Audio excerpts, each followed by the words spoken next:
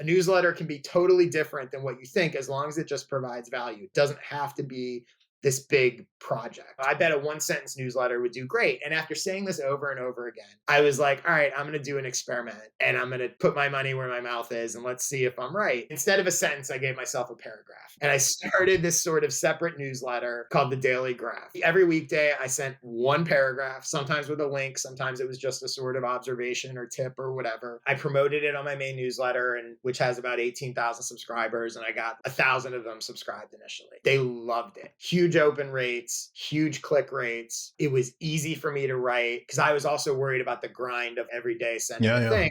But because Mhm. it was so simple, I was able to schedule like a month in advance. I didn't feel any pressure of having to come up with stuff. And it worked really well. And I was growing it and it got to about 2,000 subscribers. And I got to this point where I was like, all right, well, this thing really works. People really like it. I have 2,000 people getting this thing. I have 18,000 people getting my weekly. I know the 18,000 would like this. It's just tough to get people to actually check it out. I was like, I can try to like grow this thing, or I can flip a switch and just merge them and be like, now my weekly is also this weekday one paragraph thing. And that's what I did a couple months ago. And it's been great. People love it. It is to the bigger picture, like, and I use it, the newsletter as an example, but I think it's true of YouTube videos or Twitter. It's true of everything. These assumptions that there's a way it has to be done and that it involves X amount of work, it's just not true. All it has to be is valuable to people. Once you realize that, it frees you up. For example, if you're tweeting once a day, you could have a newsletter.